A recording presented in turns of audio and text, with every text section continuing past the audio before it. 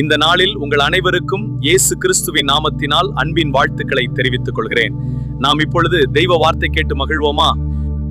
பரிசுத்தமுள்ள நல்ல தகப்பனே, நீர் எங்களோடு பேசுங்க அப்பா. உங்களுடைய வார்த்தை எங்களுக்கு பலவும் கிருபைகளும் அப்பா, அது நிமித்தமாக ஆசீர்வாதங்கள் உண்டாகும்படியாக நீர் எங்களோடு பேசும். இயேசுவின் மூலம் நல்ல பிதாவே, அல்லேலூயா. சங்கீதத்தின் புஸ்தகம் 54வது அதிகாரம் 7வது வசனத்தை ஒருவர் படிக்கலாம். அவர் எல்லா நெருக்கத்தையும் நீக்கி என்னை விடுவித்தார். என் கண் என் சத்துருக்களின் நீதி சரி கட்டதை கண்டது. அல்லேலூயா. இந்த நாள்லையும் கூட ஆண்டவர் உங்களோட சொல்லக்கூடிய ஒரு வார்த்தை என்னன்னா, உங்கள் நெருக்கங்களை அவர் விடுவித்து, ஆமா, நெருக்கத்தில் இருந்து உங்களை விடுவித்து உங்களுக்கு உதவி செய்யக்கூடிய ஒரு தேவன். உங்களை நெருக்கத்துல இருந்து இந்த மாசத்துல என்னென்ன பிரச்சனைகள், என்னென்ன போராட்டங்கள், அல்லட்ட கடந்த நாட்கள்ல நீங்க கடந்து வந்திருக்கிறீங்களோ, கடந்த நாட்கள்ல நீங்க பார்த்த பிரச்சனைகள்ல இருந்து கர்த்தர் என்ன செய்ய போறாரு? விடுதலை செய்ய போகிறார். அந்த உபத்திரவத்தை நீக்க போகிறார். அதான் சங்கீதக்காரனாகிய தாவீது சொல்றாரு, அவர் எல்லா நெருக்கத்தையும் நீக்கி என்னை விடுவித்தார். அவர் எல்லா நெருக்கத்தையும் நீக்கி என்னை விடுவித்தார். எல்லாரும் சொல்லுவோமா? அவர் எல்லா நெருக்கத்தையும் நீக்கி என்னை விடுவித்தார். அவர் எல்லா நெருக்கத்தையும் நீக்கி என்னை விடுவித்தார். பாருங்க, இன்றைக்கு உங்க வாழ்க்கையில காணப்படுகிற என்னென்ன நெருக்கங்கள் இருக்கிறதோ, குடும்பத்துல, வீட்டுல, வாழ்வாதாரத்துல, பொருளாதாரத்துல, நம்ம சூழ்நிலைகள் நிமித்தமா நெருக்கங்கள் எப்படியெல்லாம் காணப்படுகிறதோ, எல்லா நெருக்கத்தையும் நீக்கி என்ன செய்ய போறாரா? விடுவிக்க போகிறார். எத்தனை பேர் விடுதலை வேணும் நீங்க ஆசைப்படுகிறீங்க? குடும்பத்துல ஒரு விடுதலை, வாழ்க்கையில ஒரு விடுதலை, ஜெப வாழ்க்கையில ஒரு விடுதலை, ஆவிக்குரிய ஒரு வாழ்க்கையில விடுதலை, பிள்ளைகளுடைய வாழ்க்கையில ஒரு விடுதலை, மாற்றங்களை தரக்கூடிய ஒரு தேவன் இந்த மாசத்துல இருந்து, இந்த நாள்ல இருந்து, இந்த நிமிஷத்துல இருந்து, உங்க நெருக்கத்துல இருந்து அவர் என்ன செய்ய போறாரா? விடுதலை கொடுக்க போகிறார். அல்லேலூயா. வேதத்தை நீங்க வாசித்து பார்க்கும் பொழுது சங்கீதக்காரனாய் தாவீது இப்படியாக சொல்கிறா பாருங்க. இன்னொரு வசனத்தை கூட நம்ம படிக்கலாமா? 139வது சங்கீதம் 5வது வசனத்தை நம்ம படித்து பார்க்கும் பொழுது அங்கு கூட இப்படியாக ஒரு வசனம் சொல்லப்படுகிறது. ஒரு இடத்தை ஒரு படிக்கலாம். 139:5. முற்புறத்திலும் பிற்புறத்திலும் நீர் என்னை நெருக்கி உம்முடைய கருத்தை என் மேல் வைக்கிறீர். அல்லேலூயா. பாருங்க, எதுக்கு ஆண்டவர் நமக்கு இந்த நெருக்கத்தை தந்திருக்கிறார்னா, எதுக்கு இந்த வேதனை, எதுக்கு இந்த அவமானம், எதுக்கு இந்த நெருக்கம் சொல்லிட்டு பார்க்கும்போது தேவனுடைய கரம் நம்ம மேல இறங்கி வரும்படியாக, தேவனுடைய கரம் நம்மளை பாதுகாக்கும்படியாக, தேவன் நம்மளை நடத்தும்படியாக தான் தேவன் என்ன செய்யறார்? இந்த நெருக்கத்தை தேவன் நமக்கு தந்திருக்கிறார். அதனால சங்கீதக்காரனே தாவீது சொல்றாரு, முற்புறத்திலும் பிற்புறத்திலும் என்னை நெருக்கி உம்முடைய கரத்தினால் என்னை தாங்குகிறீர். அப்ப தேவனுடைய கரம் நம்மளை தாங்கணும்னா, தேவனுடைய கரம் நம்மளை நடத்தணும்னா, தேவனுடைய கரம் நம்மளை பாதுகாக்கணும்னா என்ன செய்யணும்? நம்ம நெருக்கப்பட்டால் வழியேதான் கர்த்தருடைய கரம் நம்ம மேல வெளிப்படுகிறத பார்க்க முடியும். நம்ம குடும்பத்துல வெளிப்படுகிறத பார்க்க முடியும். கர்த்தர் என் கூட இருக்கிறாருன்னு சொல்லி பார்க்க முடியும். பாருங்க, யாக்கோபு என்ன பண்ணுகிறாருன்னா, நெருக்கப்பட்ட சூழ்நிலையில தன்னுடைய சகோதரன் வருகிறார் என்று கேள்விப்பட்டு மன அழுத்தத்தோட ராமலசும் நெருக்கப்பட்டு மன அழுத்தத்தோட முழித்து இருக்கிறார். ராமலசும் காத்திருக்கிறார், ஜெபிக்கிறார். நெருக்கத்தின் வேளையில இருக்கும் பொழுது ஆண்டவர் என்ன செய்யறார்? அதிகாலை நேரத்துல ஒரு தரிசனத்தை கொடுக்கிறார். தேவ தூதரை பார்க்கிறார். தேவ தூதருடைய பாதத்தை பிடிக்கிறார். ஆண்டவரே சொல்லிட்டு கூப்பிடுறார். நெருக்கத்தின் வேளையில அது காலை நேரத்துல சகோதரர் வரும் பொழுது அந்த நெருக்கத்தில இருந்து அந்த யாக்கோபுக்கு தேவன் ஒரு விடுதலை கொடுத்தார். அதே போலதான் அந்த நெருக்கத்துல தேவ பிரசன்னம், தேவ கரம் உங்க மேல இருக்கணும்னா இந்த நெருக்கத்தை நம்ம கடந்துதான் நம்ம போக வேண்டும். அப்ப இன்னைக்கு ஆண்டவர் சொல்கிறார், நான் இந்த நெருக்கத்துல இருந்து உனக்கு ஒரு விடுதலை தர விரும்புகிறேன். இந்த நெருக்கத்துல இருந்து உனக்கு ஒரு விசால பாதையை தர விரும்புகிறேன். இந்த நெருக்கத்துல என் கரம் உன் மேல இருக்க போகிறது என்று பரிசுத்த ஆவியானவர் உங்களோடு இடைப்படுகிறார் தேவனுடைய பிள்ளைங்களே. அப்போ இன்னொரு வசனத்தை கூட நான் எடுத்து படித்து பார்க்கும் பொழுது 129வது சங்கீதத்துல சங்கீதக்காரனாய் தாவீது இவ்வாறாக சொல்கிறான். 1வது வசனம் மட்டும் 2வது வசனத்தை நம்ம படித்து பார்க்கும் போது தாவீது சொல்லக்கூடிய ஒரு வார்த்தை என்னன்னா, நான் சிறு வயது முதல் நான் நெருக்கப்படுகிறேன். அந்த வசனத்தை படிக்கலாமா? என் சிறு வயது தொடங்கி அநேக தரம் என்னை நெருக்கினார்கள். என் சிறு வயது தொடங்கி அநேக தரம் என்னை நெருக்கியும் என்னை மேற்கொள்ளாமல் போனார்கள். அல்லேலூயா. பாருங்க, தாவீதோடைய வாழ்க்கையை நீங்க எடுத்து பார்க்கும் பொழுது பல வகையான நெருக்கங்கள் சிறு வயதுல இருந்தே காணப்பட்டது. தன்னுடைய தகப்பனார் தாயார் நிமித்தமான நெருக்கங்கள், வேதனைகள், அவமானங்கள், அவர் பெற்றெடுக்கப்பட்ட வாழ்க்கை நிமித்தமாய் அவமானங்கள், அது மாத்திரமல்ல தன்னுடைய சகோதரர் நிமித்தமாய் அவமானங்கள், தன்னுடைய சொந்த மாமனார் குடும்பத்தினால் அவமானங்கள், இப்படி பல வகையான நெருக்கங்களை தான் தாவீது என்ன செய்யறார், சந்திக்கிறார். அதே போலதான் தேவனுடைய பிள்ளைங்களுடைய வாழ்க்கையிலே பல வகையான நெருக்கங்கள் உண்டாகும். பரிசுத்தவான்களுடைய வாழ்க்கையில நெருக்கங்கள் உண்டானது போல தேவ பிள்ளைகளுடைய வாழ்க்கையிலையும் கூட என்ன செய்ய உண்டாகும், நெருக்கங்களை நம்ம பார்க்க முடியும். அப்ப அந்த நெருக்கத்துல இருந்து கர்த்தர் என்ன செய்யறாருன்னா, அந்த 2வது வசனத்தின் கடைசி பகுதியை படிங்க. என்னை மேற்கொள்ளாமல் போனார்கள். அப்ப அந்த நெருக்கத்துல இருந்து கர்த்தர் உங்களுக்கு ஒரு விசால பாதை வைக்க விரும்புகிறார். நீங்க நெருக்க நீங்க பாக்குறீங்களே, நெருக்கம் வரும் பொழுது, உபத்திரம் வரும் பொழுது, அவமானம் வரும் பொழுது அவங்களுக்கு ஒரு விசாலமான பாதை, ஒன்றும் உங்களை மேற்கொள்ளாது. ஆனா கர்த்தருடைய கரவங்க மேல இருக்கும். கர்த்தருடைய கரவங்க மேல இருக்கும் பொழுது எந்த நெருக்கம் வந்தாலும் ஒன்று உங்களை மேற்கொள்ளாது. எந்த பலவீனம் வந்தாலும் ஒன்று உங்களை மேற்கொள்ளாது. எந்த சோதனை வந்தாலும் ஒன்று ஒன்றை மேற்கொள்ளாது. எந்த அவமானம் வந்தாலும் ஒன்று ஒன்றை மேற்கொள்ளாது. காரணம் என்னன்னா, கர்த்தர் நெருக்கத்தில இருந்து உங்களுக்கு விசாலத்தை ஏற்படுத்த விரும்புகிறார். உங்களை அதுல இருந்து விடுவிக்க விரும்புகிறார். அதை உங்களை அதுல உருவாக்க விரும்புகிறார். என் மகனே, என் மகளை, நீ சிற்றையை நீ அற்பமா எண்ணாது, இந்த நெருக்கத்தை நீ அற்பமா எண்ணாதே என்று ஆண்டவர் சொல்கிறார். இருந்து உங்களை விடுவித்து உங்களை பாதுகாப்பதற்காக தான் தேவன் இந்த நாள்ல உங்களுக்கு மேல பிரியமாய் வைத்திருக்கிறார். கர்த்தருடைய பிள்ளைகளே, பாருங்க, வேதத்துல கூட சங்கீதக்காரன தாவீது இப்படியாக ஒரு சம்பவத்தோட காரியத்தை நம்ம பார்க்கிறோம். தாவீதுடைய வாழ்க்கையை நீங்க எடுத்து பார்க்கும் போது 1 சாமுவேல் புஸ்தகம் 30வது அதிகாரத்துல 6வது வசனத்தை நீங்க படித்து பார்க்கும் பொழுது ஒரு முறை தாவீது நெருக்கப்படுகிறத நம்ம பார்க்கிறோம். படிங்க அந்த வசனத்தை.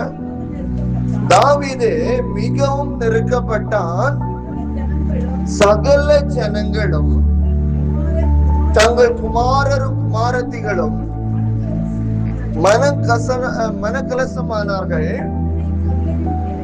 அவனை கல்லறிய வேண்டும் என்று சொல்லிக் கொண்டார்கள். தாவீதோ தன்னுடைய தேவனாகிய கர்த்தருக்குள்ளே தன்னை என்ன செய்து கொண்டான், திடப்படுத்தி கொண்டான். அப்ப தாவீதோடைய வாழ்க்கையில பல வகையான எதிர்ப்புகள், நெருக்கங்கள் போன்ற காரியங்களை நம்ம பார்க்கிறோம். இங்கு கூட நீங்க இந்த 1 சாமுவேல பார்க்கும் பொழுது அமலேக்கியர்கள் என்ன பண்ணுகிறாங்கன்னா, தாவீதோடைய குடும்பத்தை சின்னாபனமா அழித்து தாவீதோடைய வாழ்க்கையை, தாவீதோடைய குடும்பத்தை, பொருளாதாரத்தை, உயர்வு, ஆஸ்தி, ஆசீர்வாதம் எல்லாத்தையும் இழக்க பண்ணி விட்டார்கள். ஒருவேளை உங்களுக்கு ஏதோ ஒரு காரியம் நீங்க இழந்து போயிருக்கலாம். ஏதோ ஒரு காரியத்தை நீங்க அவமானத்தினால நீங்க சந்தித்து சோர்ந்து போய் இந்த இடத்துல நீங்க வந்திருக்கலாம். அல்லட்ட வேதனையினால, பணச்செலவுனால, பொருளாதார வீழ்ச்சியினால இந்த இடத்துல நீங்க கடந்து வந்திருக்கலாம். அப்படிப்பட்ட சூழ்நிலையில தாவீது என்ன செய்தார்னா, கூட உள்ள மனிதர்களால நெருக்கப்படுதல், கூட உள்ள சகோதரர்களால, கூட உள்ள குடும்பங்களால, எதிரி படையினரால, சொந்த குடும்பத்தால நெருக்கப்படும் பொழுது தாவீது என்ன பண்ணிக்கிட்டாருன்னா, தன்னுடைய இருதயத்தை என்ன செஞ்சாரு, திடப்படுத்தி கொண்டார் என்று வேதம் சொல்லப்படுகிறது. அப்ப நம்ம என்ன செய்யணும்னா, இருதயத்தை நம்ம திடப்படுத்தணும். நம்ம நெருக்கப்படுகிற வேளையில நம்ம என்ன செய்யக்கூடாது, உட்கார்ந்து புலம்ப கூடாது. அழக்கூடாது. இந்த நேரத்துலதான் நம்ம என்ன செய்யணும், நெருக்கப்படுகிற வேளையில நம்ம இருதயத்தை திடப்படுத்திக் கொள்ளணும். இதுதான் தாவீது செய்தார். அதே போலதான் தேவனுடைய பிள்ளைங்களாகிய நம்ம இந்த கடைசி நாட்கள்ல நெருக்கங்கள் வரும் பொழுது நம்ம இருதயத்தை திடப்படுத்திக் கொள்ளணும். ஐயோ அப்படி ஆயிடுச்சா, ஐயோ இப்படி ஆயிடுச்சா, ஐயோ இப்படி நடக்குதுன்னு சொல்லிட்டு வேதனைப்படக்கூடாது. நீங்க வேதனைப்படப்பட என்ன ஆகும், சரீரத்துல பலவீனம் உண்டாகும். அவமானப்படப்பட என்ன ஆகும், சரீரத்துல ஒடுக்கப்பட்டு, இருதயங்கள் ஒடுக்கப்பட்டு, சரீரம் முடக்கப்பட்டு, சோறு உண்டா என்ன செய்யப்படும், ஒரு வேலை செய்ய முடியாம அப்படி படுத்து போயிருவோம். அதனாலதான் தாவீது சொல்றாரு, இப்படிப்பட்ட சூழ்நிலை எனக்கு வராதபடி நான் என்ன செய்யறேன்னா, நான் என்னை திடப்படுத்திக் கொள்கிறேன். நான் என்ன செய்யறேன், என்னை திடப்படுத்திக் கொள்கிறேன். அப்ப நம்ம திடப்படுத்தணும்னா அந்த நெருக்கத்தின் காலத்துல நம்ம வாழக்கூடிய என்ன காலம்னா ஒரு கடைசி காலம். நல்ல ஒரு தெளிவா தெரிஞ்சுக்கிட்டோம் நம்ம வாழக்கூடிய எப்படிப்பட்ட காலம். அப்ப கடைசி காலத்துல அநேக நெருக்கங்கள் உண்டாகும். அவ விசுவாசத்தை காண முடியாது, அன்பு தணிந்து போகும். இதன் மூலமா நெருக்கங்கள் வரதான் செய்யும். குடும்பத்துல, தேசத்துல பல வகையான அழிவுகள் ஏற்படும். அதிகாரத்தின் மூலமாய் நெருக்கங்கள் ஏற்படதான் செய்யும். இப்படிப்பட்ட காரியங்கள் தான் நம்ம உலக நாடுகள்லயும் நம்ம குடும்பங்கள்லயும் தனிப்பட்ட வாழ்க்கையிலும் காணப்படும். தேவனுடைய பிள்ளைங்களே, இப்படிப்பட்ட காலத்துக்குள்ளதான் நம்ம வாழுகிறோம். பாருங்க, இன்னொரு வசனத்தை நீங்க எடுத்து பார்க்கும் போது, இந்த நெருக்கப்படுகிற காலங்கள், இந்த ஒடுக்கப்படுகிற காலங்கள், கர்த்தருடைய நாட்கள், கடைசி காலங்கள் எப்படி இருக்கும் சொல்லிட்டு நீங்க பார்க்கும் பொழுது, நீங்க வேதம் தெளிவாய் சொல்லப்படுகிறது.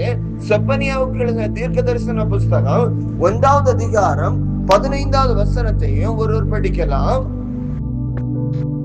கர்த்தருடைய காலம், கர்த்தருடைய நாள், கர்த்தருடைய இந்த கடைசி காலம் எப்படி இருக்கும் என்று வேத வசனம் தெளிவாய் சொல்லப்படுகிறது. எல்லாரும் எடுத்து படிக்கலாம். செப்பனியா 1:15. அந்த நாள் உட்கரத்தின் நாள், இடுக்கவுமான நாள், அழிவும் பால் கடிப்புமான நாள், இருளும் அந்தகாரமான நாள், அது மப்பும் மந்தாரமான நாள். 15வது வசனம் மாத்திரம் போதும். அது 10ம் மந்தாரமான நாள். பாருங்க, கடைசி காலத்தை குறித்துதான் இங்க வேத வசனம் சொல்லப்படுகிறது. கர்த்தருடைய நாள் எப்படி இருக்கும், இந்த கடைசி காலம் எப்படி இருக்கும் என்று வேத வசனம் சொல்லப்படுகிறது. அது அழிவும் வாழ்க்கடிப்புமான நாள், அழிவு உண்டாகக்கூடிய நாள். அப்ப நம்ம குடும்பத்துல சில இழப்புகளை சந்திக்க வேண்டி இருக்கலாம். நம்ம சகோதரர் மத்தியில, நம்ம தேசத்துல, நம்ம கிராமத்துல, நம்ம சூழ்நிலைகள்னால பல வகையான இழப்புகள், நம்ம பூமி அதிர்ச்சிகள்னால, இயற்கை அழிவுகள்னால, கொள்ளை நோய்கள்னால பல வகையான அழிவுகளும் இழப்புகளும் நம்ம இந்த நாட்கள்ல சந்திக்க வேண்டியது இருக்கலாம். பாருங்க, இன்னொரு வசனத்தை கூட நீங்க படித்து பார்க்கும்போது 18வது வசனத்துல, கர்த்தருடைய உட்கரத்தின் நாளிலே அவர்கள் வெள்ளியும் அவர்கள் பொன்னும் அவர்களை தப்புவிக்கப்பட மாட்டாது. வெள்ளியும் பொண்ணு என்ன செய்யப்படாதா, தப்புவிக்கப்பட மாட்டாது. இந்த நெருக்கத்தின் காலத்துல ஒரு மனுஷனுக்கு வெள்ளியும் பொண்ணும் சமாதானம் கொடுக்காது. நல்ல கவனமா தெரிஞ்சிடணும். இந்த நெருக்கத்தின் காலத்துக்குள்ள நீங்க வாழ்ந்து கொண்டு இருக்கிறீங்களா, இந்த வெள்ளியும் பொண்ணு உனக்கு என்ன செய்யாது, சமாதானம் கொடுக்காது, கை கொடுக்காது, உனக்கு உதவாது. தேவனுடைய பிள்ளையே, பலவிதமான பிரச்சனைகள், போராட்டங்கள், நெருக்கங்கள் இருக்கும் பொழுது உனக்கு வெள்ளியும் பொண்ணு உதவுமா நினைத்தா உதவாது என வேத வசனம் சொல்லப்படுகிறது. அவருடைய எரிச்சலின் அக்கினியினால் தேசமெல்லாம் அழியும், தேசத்தின் குடிகள் எல்லாம் சடுதியாய் நிர்மூலமாவார்கள். பாருங்க, இதுக்கு ஒரு கடைசி காலத்துக்குள்ள நம்ம வாழ்ந்து கொண்டு இருக்கிறோம். அப்ப இப்படிப்பட்ட இந்த நெருக்கத்தின் காலத்துக்குள்ளதான் நம்ம என்ன போயிட்டு இருக்கிறோம், கடந்து போய் கொண்டு இருக்கிறோம். இந்த காலத்துல தேவ பிள்ளைங்க என்ன செய்யணும், தேவ பிள்ளைங்க நெருக்கத்தை மேற்கொள்ளணும்னா, இந்த நெருக்கத்துல இருந்து நம்ம திடப்படணும்னா, இந்த நெருக்கத்தை நம்ம சந்தித்து அதுல கர்த்தருக்குள்ள நம்ம வாழணும்னா நம்ம என்ன செய்யணும், எப்படி வாழணும், இதுதான் நம்ம பார்க்க போகிறோம். இந்த உபத்திரவ காலத்துல, இந்த நெருக்கத்தின் காலத்துல, இந்த அதிகாரத்தின் மூலமாய் வரக்கூடிய நெருக்கங்கள், அல்லது இயற்கை பேரழிவுகள் மூலமாய் வரக்கூடிய நெருக்கங்கள், அல்லது நம்ம இதுவரைக்கும் கேள்விப்படாத செய்திகள் மூலமாக காணப்படுகிற நெருக்கங்கள்ல நம்ம சந்திக்க போகிறோம், நம்ம பார்க்க போகிறோம். அப்படிப்பட்ட ஒரு காலத்துல நீங்களும் நானும் என்ன செய்யணும், அதுதான் இன்னைக்கு ஆவியானவர் பேச விரும்புகிறார். பாருங்க, தேவ சமூகத்துல காத்திருந்த போது இந்த உபத்திரவ காலத்துல நம்ம என்ன செய்யணும் என்று கேட்ட போது கர்த்தர் சொல்லக்கூடிய ஒரு வசனத்தை பார்க்கலாமா? சங்கீதத்தின் புஸ்தகம் 55வது அதிகாரம் 2வது வசனத்தை ஒருவர் படிக்கலாம். சங்கீதத்தின் புஸ்தகம் 55:2. தாவீதோட வாழ்க்கையில நல்ல கவனமா கவனிக்கணும். தாவீதோடைய வாழ்க்கையில பல வகையான உபத்திரவங்கள் வருகிறது. தன்னுடைய மாமனார் மூலமா இந்த உபத்திரவம், ராஜ்ய பாரத்துல உபத்திரவம், வீட்டுக்குள்ள உபத்திரவம், குடும்பத்துல உபத்திரவம், இப்படி பல வகையான உபத்திரவங்கள் வரும் பொழுது இந்த தாவீது பக்தன் என்ன செய்கிறார் நம்ம பார்க்கலாம். 2வது வசனத்தை படிக்கலாம். எனக்கு செவி கொடுத்து உத்தரவு அருள செய்யும் சத்துருடைய கூக்குரலின் நிமித்தம், துன்மார்க்கர் செய்யும் இடுக்கண்களின் நிமித்தம் என் தியானத்தில் முறையிடுகிறேன். அல்லேலூயா. பாருங்க, தாவீதோட வாழ்க்கையில தாவீது சொல்கிற பாருங்க, சத்துரு விடுகிற கூக்குரல். நம்ம எதிரிகள் நம்மளை பார்த்து என்ன செய்யறாங்களா? கூக்குரல் எடுக்கிறாங்க. எப்பண்டா இவன் விழுந்து போவான், எப்பண்டா இவன் அழிஞ்சு போவான், எப்பண்டா இவனுடைய வாழ்க்கை இல்லாம போவான்னு சொல்லிட்டு சத்துரு என்ன செய்யறான்? கூக்குரல் இட்டு கொண்டு இருக்கிறான். உங்களுடைய வாழ்க்கையில பிசாசு என்ன பண்ணி கொண்டு இருக்கிறான்? கூக்குரல் கொண்டு இட்டு கொண்டு இருக்கிறான். எப்ப இவன் வாழ்க்கை அழியும், எப்ப இவன் விழுந்து போவா, எப்ப இவன் வியாதியில படுப்பா, எப்ப இவன் ஆக்சிடென்ட் ஆவா, எப்ப இந்த காரியம் நடக்கும் சொல்லிட்டு சத்துரு கூக்குரல் இட்டு கொண்டுதான் இருக்கும். இது கடைசி காலத்துல மாம்சத்தோட ரத்தத்தோட நமக்கு யுத்தம் கிடையாது, பிசாசோட நமக்கு யுத்தங்கள். அப்ப பிசாசு என்ன பண்ணி கொண்டு இருக்குன்னா, ஒரு பக்கத்துல அது கூக்குரல் இட்டு கொண்டுதான் இருக்கும். அது மாத்திரமல்ல, அது மனிதர்களை எழுப்பி துன்மார்க்கர்கள் செய்யும் இடுக்கட்டு நிமித்தம். அப்ப துன்மார்க்கர்கள்னா பிசாசு என்ன செய்யணும்? மனிதர்களை எழுப்பி என்ன செய்யும்? ஆமா, குடும்பங்களை பலவிதமான வேதனைக்குள்ள, பலவிதமான கவலைக்குள்ள, பலவிதமான நெருக்கத்துக்குள்ள, பலவிதமான இக்கட்டான சூழ்நிலைக்குள்ள அந்த குடும்பத்தை தள்ளும். ஆமா, பாருங்க, பிள்ளைகள்னால பிரச்சனை, குடும்பத்துல சகோதரனால பிரச்சனை, வீட்டு பிரச்சனை, பண பிரச்சனை, பொருளாதார பிரச்சனை, ஏதோ ஒரு பிரச்சனையில நெருக்கத்துல நீங்க வாழ்ந்து கொண்டு இருக்கிறீங்க. இந்த நெருக்கத்துல நம்ம விடுவிக்கப்படணும்னா நம்ம என்ன செய்யணும்? இங்க பார்க்கும் போது தாவீது சொல்றாரு பாருங்க, என் தியானத்தினால் நான் முறையிடுகிறேன். நல்ல கவனம். இந்த நாட்கள்ல நம்ம இந்த மாசத்துல இருந்து, இந்த நாள்ல இருந்து நம்ம என்ன செய்யணும்னா வேதத்தை நம்ம அதிகமாய் தியானிக்க வேண்டும். வேதத்தை வாசிக்கிறதல்ல, வேதத்தை தியானிக்க வேண்டும். அதுதான் தேவன் நம்மகிட்ட என்ன எதிர்பார்க்கிறார். நம்ம நெருக்கத்துல இருந்து நீங்க விடுவிக்கப்படணும்னா, சத்ருடைய நெருக்கத்துல இருந்து, துன்மார்க்கருடைய நெருக்கத்துல இருந்து, வீட்டுக்குள்ள தேவனுக்கு பயப்படாத தேவ ஜனங்களா இருக்கலாம், அப்படிப்பட்டவருடைய நெருக்கத்துல இருந்து நீங்களும் நானும் தப்புவிக்கப்படணும்னா நீங்க தேவனுடைய வேத வசனத்தை தியானிக்கும் போதா நீங்களும் நானும் விடுவிக்கப்பட முடியும், நீங்களும் நானும் தப்புவிக்கப்பட முடியும். ஏன்னா துன்மார்க்கர்கள் பலவிதமான சூழ்நிலைகள்ல எப்படியாவது விழுந்து விடுவானான்னு சொல்லிட்டு கண்ணிகளை வைத்துக் கொண்டு இருக்கிற வேளையில இந்த கண்ணி நம்ம வாழ்க்கையில தெரிப்பட்டு போகணும்னா வேத தியானிக்கும் பொழுது, வேதத்தை அதிகமாய் வாசித்து அதை குறித்து தியானிக்கும் பொழுது வேதம் தெளிவாய் சொல்லப்படுற நீங்கள் இன்னைக்கு இந்த கண்ணிகள் உங்க வாழ்க்கையில இருந்து தெரிப்பட்டு போகும். உங்க வாழ்க்கையில ஒரு விடுதலையை பார்ப்பீங்க, உங்க குடும்பத்துல ஒரு அற்புதத்தை பார்ப்பீங்க, வீட்டுக்குள்ள ஒரு மாற்றத்தை பார்ப்பீங்க. நம்ம சமாதானம் இல்லாத குடும்பத்துல கர்த்தர் சமாதானத்தை கொடுப்பாரு. எப்போனா நீங்க வேதத்தை தியானிக்கும் பொழுது, வேதத்தை வாசிக்கும் பொழுது, வேதத்தின்படி நம்ம நடக்கும் பொழுது, வேத வசனத்தை வீட்டுல உட்கார்ந்து அதிகாலையில எழும்பி நம்ம உட்கார்ந்து பல மணி நேரம் உட்கார்ந்து வாசிக்கணுங்க. நம்ம 1 மணி நேரம் ரேஷன் கடையில உட்கார்ந்து இருக்கிறோம், ஆனா 1 மணி நேரம் நம்ம வேத புஸ்தகத்தை எடுத்து ஒரு நாள் வாசிக்கிறோமா? யோசித்து பாருங்க. 1 மணி நேரம் மருத்துவமனையில இருக்கிறோம், 1 மணி நேரம் வேத புஸ்தகத்தை எடுத்து நம்ம வாசிக்கிறோமா? நம்ம பல மணி நேரம் ஜெபிக்கிறோம், ஜெபம் தப்பு கிடையாது. ஆனா வேதத்தை என்ன செய்யணுங்க? தியானம் பண்ண வேண்டும். தாவீதோடைய வாழ்க்கையில அவருடைய பிரச்சனைகளுக்கும் நெருக்கத்துல இருந்து விடுதலை பெறுவதற்கு ஒரே ஒரு காரணம் என்னன்னா வேத தியானம். வேத தியானம் இல்லாம ஒரு மனுஷன் விடுவிக்கப்பட முடியாது. சத்தியத்தை அறிவீர்கள், சத்தியம் உங்களை என்ன செய்யும்? விடுதலையாக்காம. உங்க வாழ்க்கையில ஒரு விடுதலை வேணும்னா சத்திய வசனம், வேத வசனம் உங்களுக்கு தியானம் வேணும். வேத வசனம் உங்களுக்கு தியானம் இல்லாம நான் கடமைக்காக நான் பைபிள் படிச்சேன், கடமைக்காக நான் ஜெபம் பண்ணேன், கடமைக்காக நான் வாழ்ந்தேன், கடமைக்காக கூட்டத்துக்கு போனேன், ஆனா ஊழியக்காரங்க ஜெபம் பண்ணாங்க, என்ன அற்புதம் நடக்கல, விடுதலை இல்ல சொல்லிட்டு நம்ம வாழ்க்கையில இருந்தோம்னா நீங்கள நான் வஞ்சிக்கப்பட்டு போய் விடுவோம். இந்த கடைசி காலத்துல வரக்கூடிய உபத்திரவத்துல நம்ம தப்பித்து கொள்ளப்படணும்னா நம்ம வேத தியானம் அதிகமா நம்ம வாழ்க்கையில காணப்படணும். எந்த அளவுக்கு தேவ சமூகத்துல வேத வார்த்தைகளை காத்து பெற்றுக்கொண்டு இந்த வசனத்தை தியானிக்கும் பொழுது உங்க வாழ்க்கையில ஒரு மாற்றங்களை நீங்க பார்க்க முடியும். தேவனுடைய பிள்ளைங்களே, அது ஆண்டவராக இயேசு கிறிஸ்து ஒரு முறை மரியாளும் மார்த்தாளும் இருக்கிற வீட்டுக்கு போகும் பொழுது மரியாள் என்ன செய்யறா? உட்கார்ந்து வேதத்தை வசனத்தை கேட்டு அதை தியானித்து கொண்டு இருக்கிறாள். ஆனா மார்த்தாள் என்ன பண்ணி கொண்டு இருக்கிறா? பற்பல வேலைகள்னால சிக்குண்டு அகப்பட்டு வீட்டு வேலை பார்க்கணும், குடும்ப காரியம் பார்க்கணும், வருகிறவங்களுக்கு சாப்பாடை வச்சு போடணும், வீட்டுல உள்ள சூழ்நிலைகளை பார்க்கணும்னு சொல்லிட்டு பல வேலைகளை யோசித்து செய்து கொண்டு இருக்கிறார்.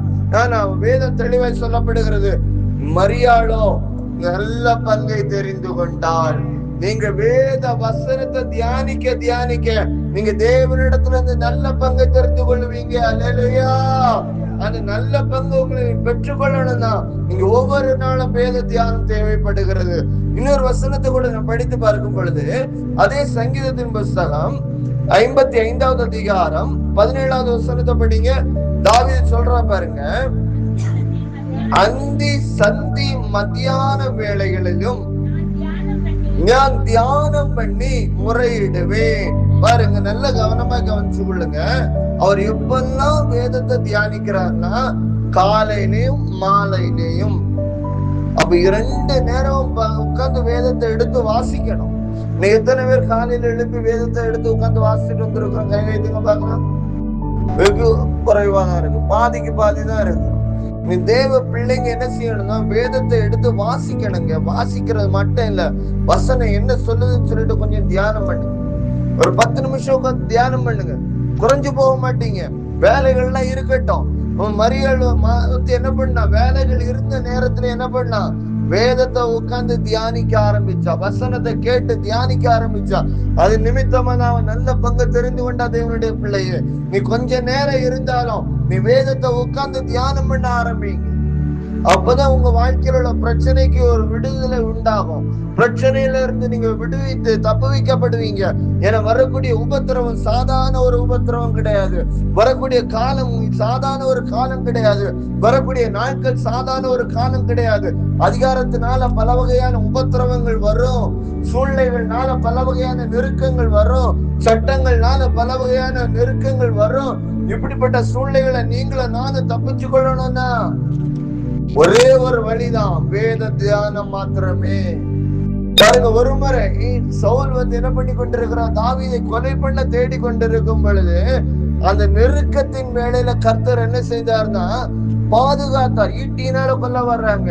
ஒரு பக்கத்துல வீட்டுக்குள்ள இருக்கும் போது எப்படியாவது தாவீதை கொல்லணும்னு சொல்லிட்டு முயற்சி பண்ணுகிறாங்க.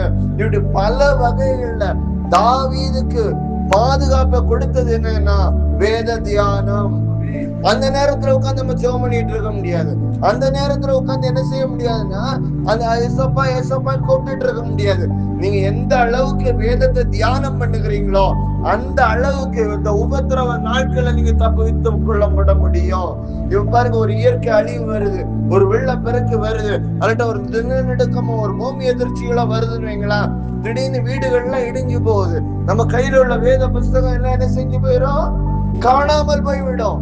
ஆமா, வீடுகள் இடிந்து போறதுக்குள்ள இந்த இடிவுகளுக்குள்ள எங்க இந்த வேத புஸ்தகத்தை எடுப்போம்னு சொல்லிட்டு தெரியாது.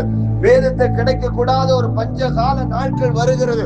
அப்படிப்பட்ட நாட்கள்ல உங்க இருதயத்துல அந்த வசனத்தை நீங்க தரித்து வைத்திருந்தீங்கன்னா, அந்த இருதயத்துல வசனத்தை பதித்து வைத்திருந்தீங்கன்னா, இந்த இருதயத்துல நீங்க வசனத்தை தியானித்து கொண்டிருந்தீங்கன்னா நிச்சயமாக அந்த உபத்திரவத்துல நீங்க தப்பிச்சு கொள்ள முடியும். உபத்திரவத்துல நீங்க பாதுகாக்கப்பட முடியும். அதனால ஆண்டவர் சொல்ற, நீ வேத வசனத்தை நீ என்ன செய்? தியானம் பண்ணு. வேத வசனத்தை படிக்க ஆரம்பி. வேத வசனத்தை குறிச்சு நீ ஆராய்ச்சி பண்ணு. வேத வசனத்துல நீ வேறொன்று நில்லு. எனது நாம் வாழக்கூடிய சாதாரண காலம் இல்ல தேவனுடைய பிள்ளைங்களே. திரும்ப திரும்ப ஆவியான எச்சரித்து கொண்டிருக்கிறார். நாம் வாழக்கூடிய கடைசி காலத்தினால என்ன வேணா நடக்கலாம், எப்ப வேணா நடக்கலாம். கடந்த நாட்கள்ல பல வகையான பூமி அதிர்ச்சிகள் தேசத்துல காணப்பட்டிருக்குது. இன்னைக்கு கூட காலையில வேளையில கூட யுத்தங்களின் செய்திகளை நம்ம கேள்விப்பட்டு கொண்டு இருக்கிறோம். அமெரிக்காவும் ஈரானும் யுத்தங்கள் நடக்க ஆரம்பித்து கொண்டு இருக்கிறது. என்ன எப்ப வேணா நடக்கலாம்.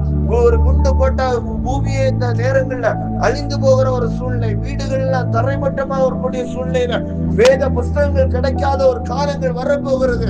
அப்படிப்பட்ட சூழ்நிலை வசனத்தை நம்ம படிக்க முடியாது.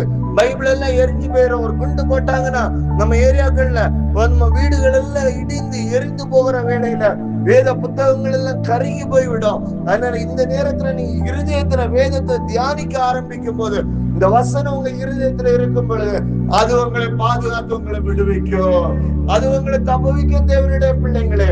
அதனால ஆண்டவர் சொல்ற, நீ வேதத்தை நீ தியானம் பண்ணு. உன் பிரச்சனையை நீ பார்க்காத, உன் போராட்டத்தை பார்க்காத, உன் அவமானத்தை பார்க்காத, உன் நிந்தையை பார்க்காத, உன் நெருக்கத்தை பார்க்காத, வேதத்தை தியானம் பண்ணு. பாருங்க, வேதத்தை நம்ம எப்படி தியானம் பண்ணணும், ஒரு சின்ன காரியத்தை சொல்லி நான் ஜெபிக்க ஆசைப்படுகிறேன். வேத திருப்பிக் கொள்ளலாமா? சங்கீதத்தின் புஸ்தகம் 77வது அதிகாரம் 77:12 வசனம். உம்முடைய கிரியைகள் எல்லாம் தியானித்து உம்முடைய செயல்களை நான் யோசிப்பேன் என்றேன். அல்லேலூயா. அது 77வது அதிகாரத்துல இந்த 12வது வசனம் தெளிவாய் சொல்லப்படுகிறது. பாருங்க, உம்முடைய கிரியைகள் எல்லாம் தியானித்து. அப்போ நம்ம என்ன செய்யணும்? தேவன் படைத்ததை நம்ம என்ன செய்யணும்? தியானம் பண்ணணும். தேவன் உருவாக்கின காரியங்களை தியானம் பண்ணணும். நம்ம என்ன செய்யறோம்? மனுஷங்க உருவாக்கி கொண்டிருக்கிறத நம்ம என்ன பண்ணிட்டு இருக்கிறோம்? ஆராய்ச்சி பண்ணுகிறோம், தியானம் பண்ணுகிறோம், அதை குறித்து நம்ம சிந்தித்து கொண்டு இருக்கிறோம். ஆனா வேதம் என்ன சொல்லப்படுகிறதுனா, தேவன் உருவாக்கினது, தேவனுடைய கிரியைகளை நம்ம என்ன செய்யணும்? தியானிக்க வேண்டும். அதான் சங்கீதக்காரனாய் சொல்றாரு, உம்முடைய கிரியைகள் எல்லாம் நான் தியானித்து உம்முடைய செயல்களை நான் என்ன செய்யுமே யோசிப்பேன். பாருங்க, தாவீது ஒரு எக்ஸாம்பிள் சொல்றேன்னு பாருங்களேன். உலகம் படைத்த காலங்கள், உலகத்தை தேவன் எப்படி படைத்தார், உலகத்துல என்னெல்லாம் படைத்தார், உலகத்துல மனிதரை எப்படி படைத்தார்னு சொல்லி நம்ம என்ன செய்யணும்? தியானிக்கணும். அதுதான் தேவன் படைத்த கிரியைகள், தேவன் படைத்த காரியங்கள். இதெல்லாம் சொல்லி நீங்க தியானிக்கதான் கர்த்தர் உங்களை விடுதலை பண்ண முடியும். உங்க ஆவியில, உங்க ஆத்மால, உங்க சரீரத்துல சாபத்துல இருந்து விடுதலை, பாவத்துல இருந்து விடுதலை, அல்லட்ட முன்னோர்கள் செய்த தவறுகள்ல இருந்து விடுதலை, பிசாசுடைய போராட்டத்திலிருந்து விடுதலை நீங்க பெற்றுக்கொள்ளணும் தான். நீங்க தேவன் செய்த காரியங்களை நீங்க தியானிக்கும் பொழுதுதான் நீங்க விடுதலை பெற முடியும். தேவனுடைய பிள்ளைகளே, நீங்க சும்மா நான் விடுதலை வேணும் எத்தனை ஊழியக்காரர்ட்ட நீங்க போய் ஜெபம் பண்ணாலும் தேவன் விடுதலை செய்ய முடியாது. ஏன்னா உங்க இருதயத்துல வசனம் இல்ல. வசனம் இல்லாத பொழுது உங்க வாழ்க்கையில விடுதலை பெற்றுக்கொள்ள முடியாது. எத்தனை ஊழியக்காரர்ட்ட போய் ஜெபம் பண்ணி பிசாசு போராட்டங்கள் நீங்க குடும்பத்துல இந்த பிரச்சனை மாறணும் சொல்லிட்டு நீங்க வாழ்ந்து நம்ம ஜெபித்து நீங்க போகும்போது வேத வசனம் சொல்லப்படுகிறது, இருதயத்துல வசனம் இல்லைன்னா பிசாசான களைகளை விதைத்து விடுவார். அப்ப களைகளை பிசாசுடைய கிரியைகள் விதைக்கப்படும் பொழுது அங்க வேத வசனம் நம்ம இருதயத்துல இல்லாத போது நம்ம வீடுகளுக்குள்ள ஆசீர்வாதங்கள் முடக்கப்படும், நன்மைகள் முடக்கப்படும், தேவ திட்டங்கள் முடக்கப்படும், தேவ தரிசனங்கள் முடக்கப்படும், தேவ ராஜ்யம் உங்க வாழ்க்கையில கட்டப்பட முடியாது.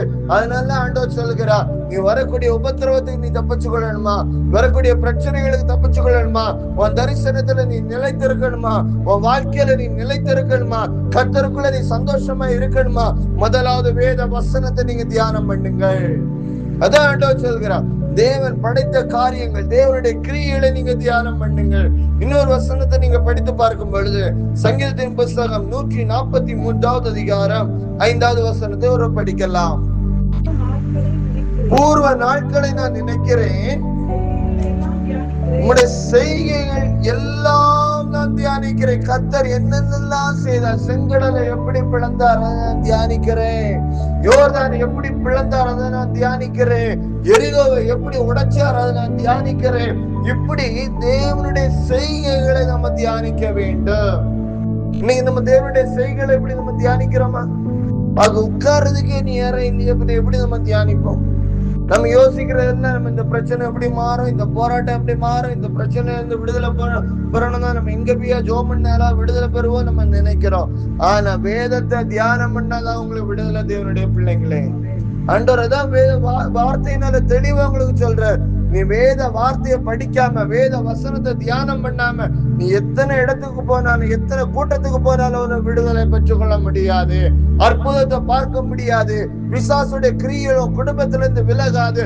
கடைசி நாட்கள் இந்த உபத்திரவத்தை நீ தப்பிச்சு கொள்ளணும்னா வேத புஸ்தகத்துல வார்த்தைகளை நீ தியானிக்கும் பொழுது, இந்த வேத கிடைக்காத பஞ்ச காலத்துல இந்த வேத வசனமாய் இருதயத்துல நிலைத்திருக்கும். அல்லேலூயா. அதனால வேத வசனம் தெளிவாய் சொல்லப்படுகிறது. இன்னொரு வசனத்தை கூட படித்து பார்க்கும் பொழுது 105வது சங்கீதம் 6வது வசனம் இப்படியா தெளிவாய் சொல்லப்படுகிறது. படிக்கலாம். அவர் செய்த அதிசயங்களையும் அவருடைய அற்புதங்களையும் அவருடைய நியாய தீர்ப்புகளை என்ன செய்யணுமா, நினைவு கூறணும். அவர் செய்த அதிசயத்தை நம்ம நினைவு கூறணும். அவர் செய்த அதிசயத்தை நம்ம தியானிக்கணும். அவர் செய்த அற்புதத்தை நம்ம தியானிக்கணும். அவருடைய நியாய தீர்ப்புகளை குறித்து நம்ம தியானித்து நம்ம நினைவு கூற வேண்டும் என்று வேத வசனம் தெளிவாய் சொல்லப்படுகிறது. அப்ப இன்னைக்கு நம்ம இதெல்லாம் நம்ம நினைவு கூறுகிறோமா? ஆண்டோட வருகையை பற்றி நம்ம யோசிக்கிறோமா? ஆண்டவர் இதுவரைக்கும் செய்த அற்புதங்களை பற்றி நம்ம யோசிக்கிறோமா? மத்தேயு, மார்க், லூக்கா, யோவான் சுவிசேஷத்துல தேவன் பல அற்புதங்களை செய்தாரு. அந்த அற்புதங்களை நீங்க யோசிக்க ஆரம்பிக்கும் போதே கர்த்தர் உங்க குடும்பத்துல ஒரு விடுதலை தருவார், உங்க வாழ்க்கையில ஒரு விடுதலை தருவார், உங்க சூழ்நிலையில ஒரு மாற்றத்தை தருவார். அதனால ஆண்டவர் சொல்றாரு, நீ அதிசயத்தை நீ தியானம் பண்ணு, அற்புதத்தை நீ தியானம் பண்ணு, நீ நியாய தீர்ப்பை நீ தியானம் பண்ணு. அப்பொழுது உனக்கு நிச்சயமாக இந்த நெருக்கத்துல இருந்தோன்னு நீ விடுதலை பெற்றுக் கொள்வாய். நிச்சயமாக இந்த உபத்திரவத்திலிருந்து விடுதலை பெற்றுக் கொள்வாய். நிச்சயமா இந்த சிறையிருப்புல நீ விடுதலை பெற்றுக் கொள்வாய். எப்ப நீ வேத வார்த்தைகளை நீ தியானம் பண்ணும் பொழுது, கர்த்தருடைய கரவா மேல இறங்கி இருக்கும் பொழுது நீ நிச்சயமாக இந்த விடுதலையை காண்பாய். தேவனுடைய பிள்ளைங்களே, அப்போ ஒரு மனுஷன் வேத புஸ்தகத்தை நம்ம தியானிக்கும் பொழுது கர்த்தர் கொடுக்கக்கூடிய ஆசீர்வாதங்கள் என்ன, அதை பார்த்து நம்ம முடிக்கலாம்.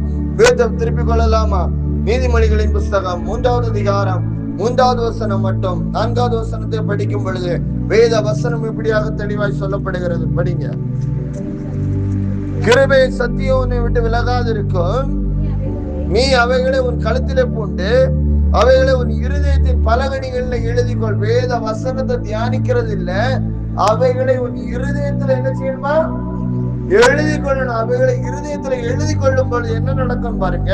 அதனால் தேவனுடைய பார்வையிலும் மனுஷனுடைய பார்வையிலையும் தயவும் நற்புத்தியும் பெறுவாய். அப்பாவும் வேத தெளிவா சொல்லப்படுகிறது, நீ தேவனுடைய பார்வையிலையும் மனுஷனுடைய பார்வையிலையும் நீ தயவை பெற்றுக் கொள்வாய். அல்லேலூயா. நீ தயவு பெறணுமா? தேவனிடத்துல இருந்து, ஆண்டவர் கொடுக்கக்கூடிய ஆசீர்வாதத்துல இருந்து நீங்க தயவை பெற்றுக் கொள்ளணுமா? நம்ம அதை பெற்றுக்கொண்டு நீங்க சந்தோஷமா வாழணுமா? வேதம் தெளிவாய் சொல்லப்படுகிறது, அதை இருதயத்துல நீ தியானிக்கும் பொழுது, அது இருதயத்துல பதித்துக் கொள்ளும் பொழுது நீ மனுஷனிடத்திலையும் தேவனிடத்திலே நீ தயவு பெறுவீங்க, தேவனிடத்துல இரக்கம் பெறுவீங்க. இந்த காரியத்தை முடியாது நீங்க நினைத்தாலும் தேவன் இந்த காரியத்தை முடிய பண்ணுவார். அல்லேலூயா. 2வது ஆசீர்வாதம் என்ன பார்க்கும்போது சங்கீதத்தின் புஸ்தகம் 104வது சங்கீதம் 34வது வசனத்தை ஒரு படிக்கலாம். சங்கீதம் 104:34. நான் அவரை தியானிக்கும் தியானம் இனிதாயிருக்கும், நான் கர்த்தருக்குள் மன மகிழ்ச்சியாயிருப்பேன். அல்லேலூயா. உங்க பிரச்சனை மாறணும், உங்க குழப்பங்கள் மாறணும், உங்க சமாதானம் இல்லாத சூழ்நிலை சமாதானம் வேணும் நீங்க எதிர்பார்த்தீங்கன்னா நீங்க வேத புஸ்தகத்தை தியானம் பண்ணும் போது நீங்க மகிழ்ச்சியாய் இருப்பீங்க. நீங்க மகிழ்ச்சியாய் குடும்பத்தை நடத்த முடியும். இந்த மாசத்துல ஒரு மகிழ்ச்சியான மாசமா நீங்க பார்க்க போறீங்க. இந்த நாள்ல இருந்து மகிழ்ச்சியான குடும்பமா நீங்க வாழ போறீங்க. உங்க சூழ்நிலைகளை கர்த்தர் மாற்றி ஒரு மகிழ்ச்சியை தேவன் உங்க வாழ்க்கையில தரப்போகிறார். எப்பனா நீங்க வேத புஸ்தகத்தை வேத வார்த்தைகளை நீங்க தியானிக்கும் பொழுது உங்க தொழில ஒரு மகிழ்ச்சி, உங்க குடும்பத்துல ஒரு மகிழ்ச்சி, உங்க பிள்ளைகளுக்குள்ள ஒரு மகிழ்ச்சி, உங்க சரீரத்துல உள்ள வியாதிகள் நீங்க சுகப்பெற்று ஒரு மகிழ்ச்சியான வாழ்க்கையை நீங்க வாழ்ந்து சந்தோஷமாய் வாழ போறீங்க தேவனுடைய பிள்ளைங்களே. அதனால ஆண்டவர் சொல்ற, நீ வேத புஸ்தகத்தை நீ தியானம் பண்ணுங்க, வேத வார்த்தைகளை நீங்க ஆராய்ந்து பாருங்க. நீங்க ஆராய்ச்சி பண்ணி தியானம் பண்ணும் போது தேவ நாமம் உங்க மூலமாய் மகிமைப்படும். கடைசியாக ஒரு வசனத்தை குறித்து பார்க்கலாம். மல்கியாவின் புஸ்தகம் 3வது அதிகாரம் 16வது வசனத்தை படித்து பார்க்கும் பொழுது, பழைய ஏற்பாட்டுல கடைசி புஸ்தகமாகிய மல்கியாவின் புஸ்தகத்தை நீங்க எடுத்து பார்க்கும் பொழுது வேத வசனம் இப்படியாக சொல்லப்படுகிறது. எடுத்தவர்கள் படிக்கலாம். மத்தேயுவின் சுவிசேஷத்திற்கு முன்பாக இருக்கக்கூடிய இந்த மல்கியாவின் புஸ்தகம் 3வது அதிகாரம் 16வது வசனம். அப்பொழுது கர்த்தருக்கு பயந்தவர்கள் ஒருவரோடு ஒருவர் பேசிக் கொள்வார்கள். கர்த்தர் என்ன செய்வாரா? ஆமா, நீ 2 விசுவாசிகள் உட்கார்ந்து பேசிட்டு இருக்கும்போது என்ன செய்வாரு? கர்த்தரு கவனிச்சு கேட்பாரு. நல்ல கவனம், நீ என்ன பேசுறன்னு சொல்லிட்டு ரொம்ப கவனம். இன்னைக்கு தேவனுடைய பிள்ளைங்களே ரொம்ப ஞானமா இருக்கணும். 2 பேர் மத்தவங்களை பத்தி குறை சொல்றோமா, மத்தவங்களை அவமானப்படுத்துறோமா, மத்தவங்களை குற்றம் கண்டுபிடிக்கிறோமா சொல்லிட்டு என்ன செய்யணும்? கொஞ்சம் கவனமா இருக்கணும். ஏன்னா கர்த்தர் அதை என்ன செய்யறாரா? கவனித்து கேட்பார். கர்த்தருக்கு பயந்தவர்கள் அவருடைய நாமத்தை தியானிக்கிறதுக்காக ஞாபக புஸ்தகம் உண்டு அவருக்கு முன்பாக எழுதப்பட்டிருக்கு. அப்ப நீ வேத புஸ்தகத்தை நீ தியானம் பண்ணும் போது உன் பெயர்கள் எங்க எழுதப்படும்? ஞாபக புஸ்தகத்துல எழுதப்படும். உன் பெயர்கள் ஞாபக புஸ்தகத்துல எழுதப்படும்.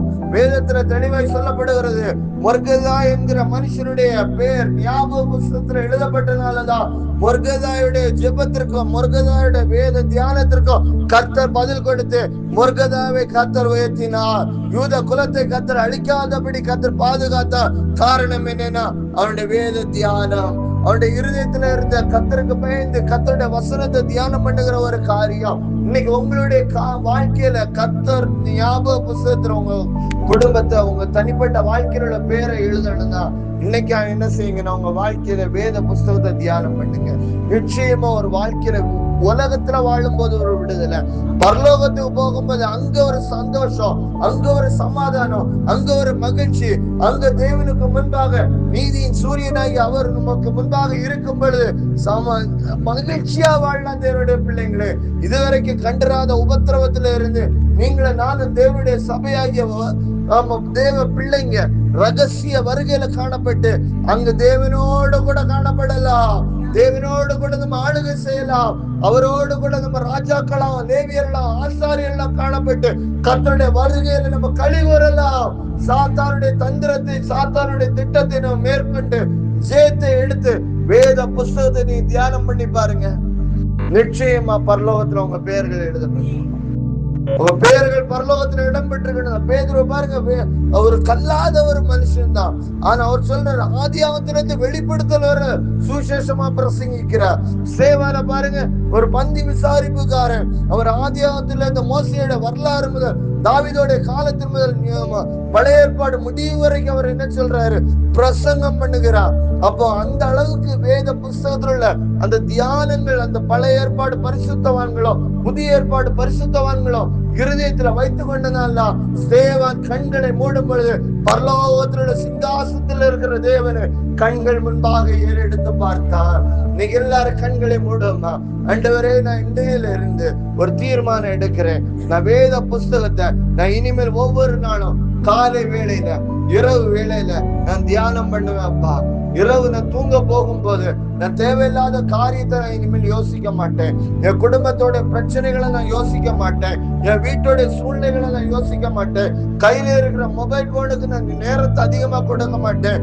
வேத புஸ்தகத்தை நான் சுமக்கிறவளாக, வேதத்தை நான் இருதயத்துல தியானிக்கிறவளாக, நான் ராஜாமங்கள்ல நான் தியானிக்கிறவளாக என் நேரத்தை நான் ஒதுக்கி கொடுக்கிறேன் ஆண்டவரேன்னு சொல்லி இன்னைக்கு உங்க வாழ்க்கையை அர்ப்பணிப்பீங்களா? இன்னைக்கு உங்க வாழ்க்கையை ஒப்பு கொடுப்பீங்களா? வேதத்துக்கு நீங்க முதலிடம் கொடுக்கும் போது கர்த்தர் சொல்கிறார், நான் இந்த பிரச்சனையில இருந்து நான் உன்னை விடுவிப்பேன். நான் இந்த நெருக்கத்துல இருந்து உன்னை விடுவிப்பேன். நான் எல்லா போராட்டத்துல இருந்தோம், இந்த உபத்திரவத்துல இருந்தோம், இந்த சிறையிருப்புல இருந்தோம், அவமானத்துல இருந்தோம், வியாதியில இருந்தோம், கஷ்டத்துல இருந்தோம், பண பிரச்சனையில இருந்தோம், நான் உன்னை விடுவிப்பேன் என்று ஆண்டவர் சொல்கிறார். எல்லாரும் கண்களை மூடி அல்லேலூயா. தகப்பனே, உம்மை நாங்கள் நன்றியோடு துதிக்கிறோம். அப்பா, உம்மை நாங்கள் நன்றியோடு துதிக்கிறோம். உம்மை நாங்கள் ஸ்தோத்தரிக்கிறோம். உம்மை நாங்கள் உயர்த்துகிறோம். அல்லேலூயா என்று நாங்கள் உம்மை உயர்த்துகிறோம், உம்மை மகிமைப்படுத்துகிறோம் அப்பா. நீர் பேசின வார்த்தைகள் நிமித்தமா இந்த நாள்ல எங்க இருதயமாகிய பலகணிகள்ல நாங்க எழுதி வைத்திருக்கிறோம் அப்பா. இந்த வசனத்தை அப்ப எந்த இடத்துல இந்த வசன சத்தம் கேட்டதோ அதை தியானிக்கிற பிள்ளையாக நான் இருப்பேன் அப்பா. எங்க கையில இருக்கிற வேதத்தை நாங்க தியானிக்கிறவங்களா இருப்பேன் ஆண்டவரே. அதன்படி நான் வாழ்கிறவங்களா இருப்பேன் ஆண்டவரே. அப்பா, நீர் படைத்த கிரியைகளை, நீர் படைத்த அப்பா செய்த அற்புதங்களை, நீர் செய்த அடையாளங்களை, நீர் செய்த அதிசயங்களை நாங்க தியானிக்கிற பிள்ளைகளாக இன்றைக்கு எங்க வாழ்க்கையை நாங்க ஒப்பு கொடுக்கிறோம். எல்லாரும் சொல்லுவீங்களா? நெருக்கத்திலே கர்த்தரை நோக்கி கதறி கூப்பிட்டே, நெருக்கத்திலே கர்த்தரை நோக்கி கதறி கூப்பிட்டே, நெருங்கி வந்து விடுதலை கொடுத்தார், நெருங்கி வந்து விடுதலை கொடுத்தார். கர்த்தரையே துதிப்பேன், காலமெல்லாம் துதிப்பேன், கர்த்தரையே துதிப்பேன், காலமெல்லாம் துதிப்பேன். வல்லவர் நல்லவர் கிருபை உள்ளவர் என்றே பாடுவேன், வல்லவர் நல்லவர் கிருபை உள்ளவர் என்றே பாடுவேன், வல்லவர் நல்லவர் கிருபை உள்ளவர் என்றே பாடுவேன். பரிசுத்தமுள்ள நல்ல தகப்பனே, நீர் உம்முடைய பிள்ளைகளோடு பேசியிருக்கிறீங்க.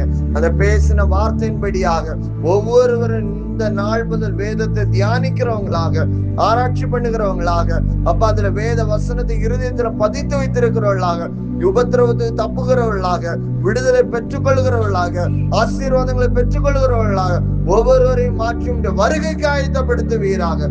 இயேசுவின் மூலம் ஜெபிக்கிற நல்ல பிதாவே.